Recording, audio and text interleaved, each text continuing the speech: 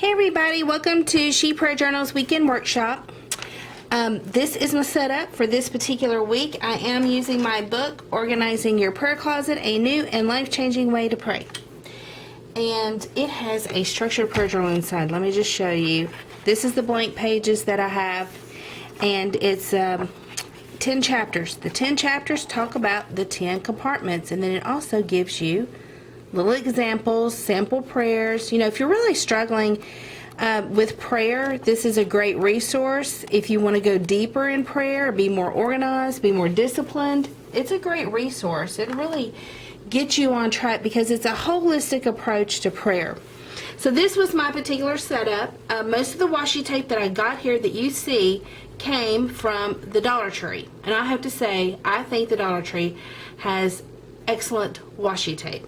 I love how, it's just good quality washi tape.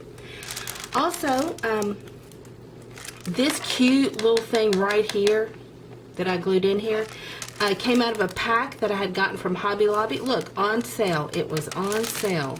And so that's that. And then my little cute little stickers are just so simplistic. Came from the Happy Doodle. And so here are some stickers that I got off Etsy from her. So cute, cute, cute. I was wanting something really simple. And for this particular setup, because I thought this envelope and this kind of washi tape just kind of, it was just kind of, I don't know. I just felt like this was a good match. The stickers was a good match for it. It just had the right feel, I guess you could say. So, to get started, this was my setup for March 6th through the 12th, just finishing up that particular week. I have to say, if you missed my last taping or video, my book is getting a refresh. Right now, this book is selling like hotcakes on Amazon, according to my publisher, Abingdon Press. So they want to do this is a hard copy. I actually use a soft copy just to share that with you in my structured prayer journaling. But they're refreshing the cover.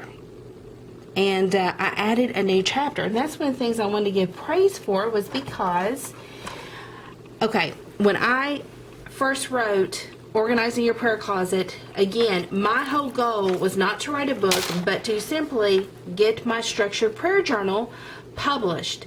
And the reason I wanted it published was so that I could distribute it as I went and spoke about prayer and, host workshops and whatnot. So I needed a way to distribute it.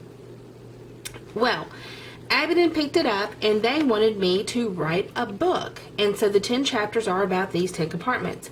Well, it was terrible when I first started writing because, again, I guess now I would say I consider myself a writer because I do have 2 books published, but I'm not like a writer where it comes natural. I'm someone that's had to try to develop my craft and go to writers' conferences and, Lisa Turkhurst is the best for that. I'm going to give a shout out to her at Proverbs 31 and the She Speaks Writers and Speakers Conference. But anyway, so when I first submitted my chapters, when we were developing this book, Organizing Your Prayer Closet, they would just get returned to me right from the bat. They got returned to me. I've been working on this for a long time and hoping to get it published. So I'd kind of written a book that went with the prayer journal, just to have an instructional component that went with it. And so as I had to develop that and writing chapters for this book, they just got sent back to me and said, no, you sound too much like a Bible teacher. Well, I am a Bible teacher. That is one of my spiritual gifts, is teaching. And so I had to move away from that to being more reflective in my book about the process of prayer journaling and share stories of how God had worked through in my personal prayer journal so it would resonate with people. So I had an editor who really had to work a lot with me, and then I had a copy editor that worked a lot with me. And so anyway, so Abingdon comes back and they go, we're going to refresh the book. It's selling like hotcakes. And again, much of that is in part to the movie The War Room, which was centered around the difference a prayer closet can make, or prayer in essence can make in a person's life. And so they want to refresh the cover, and then they want to put new content in it, so I had to write another chapter. And so I write my chapter. So my praise is that chapter was taken at first draft. I mean, it was just really a draft. I sent a draft in and said, I just want to make sure before I get too committed to the corrections and some of the things that this is what you're looking for. And they loved it. First go around, which is unusual. Now I have it back because I am going to tweak it a little bit and spruce it up. But that was just, that was just pretty awesome. So I give God praise for that. So this is my praise and thanksgiving compartment. A lot of things going on. My mother, her health is strengthening. My elder daughter's having much success with her new career. My younger daughter is just got her new little job as she's preparing to graduate college soon. And she's going into kind of event planning and whatnot. So she's gotten a job that she's really likes. And so I sold 2 more books on Etsy. Oh, I'll show them to you. Just give me a minute. I have an Etsy store called Churchtown Market because my ministry is Churchtown Ministries. So these are the books that got sold today. 2 of them, same person bought both of them. Look, is that not the cute? This is Lock and Key edition. And then I've got this one that I really love. I don't remember what I named this one. Look at this. Is this not the cutest? And then you can make little index notes there. I love it. So these both sold. These both sold today on Etsy. So I'm pretty excited about that because my Etsy store is kind of new. Kind of a new thing. But again, just trying to share structured prayer journaling in my book. And so I'm pretty excited about that. Oh my gosh. Well, here you can see I failed this week, and it's one of those things, if I told you about it, you would think, well, it's not that big of a deal, but you know those things that happen, and even though it's not a big deal when we share it with other people, it is a big deal to us because it really tugs at our heart and kind of lets us know something is a little bit off. And so I did this thing, or it was really more of something that I didn't do. And I felt convicted about it in that moment, and I did not course correct. And really it became more about, I don't know if it's self-centeredness or selfishness. But anyways, I was very disappointed in myself, and still, even though I'm being convicted in the moment and I could have course corrected, I did not. And that's really, I think that's really bad. When the Lord's convicting you and you're still not willing to change your actions even though you still could. So on my way home, I'm thinking about this. And again, it wasn't like it was well, I guess we don't categorize big sins, little sins. It was more something that it's not something I did to anybody or didn't do for someone, but it was something that did demonstrate, I think, a character flaw in myself, even if other people didn't notice it. And so this is just really something internally going on with me and the Lord. And the Lord has stuck his business, his nose into my business. And so I'm driving home, and I began to, as I'm having this discussion with the Lord, and I talk to him a lot, even like when I'm driving and stuff, and I began to rationalize my decision of why I did what I did or didn't do what I didn't do. And I just really felt like the Holy Spirit was like, please. I mean, you can lie to other people, but you better not be trying to lie to me. And so just a holy hush came over my mouth. And I am disappointed in myself. And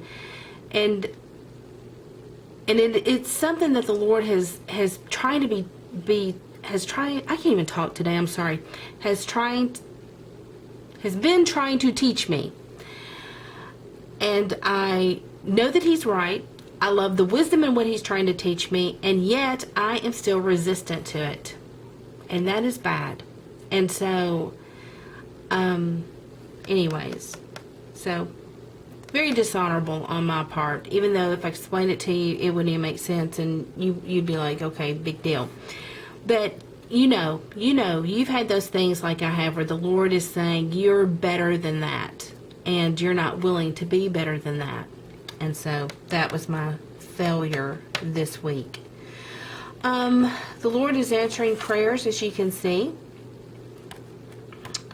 I'll come back to that in a minute. I started out the week, this is my heart, my passion. I started out the week, exhausted already. Again, I have a full-time career, which is a big job. It's a lot of hours. And then I'm also trying to maintain ministry work. And then so it's exhausting. But again, I always think missionaries, they're out there, and if I ought to be able to at least do what the Lord's called me to do on the home front. I'm in my home, for heaven's sake.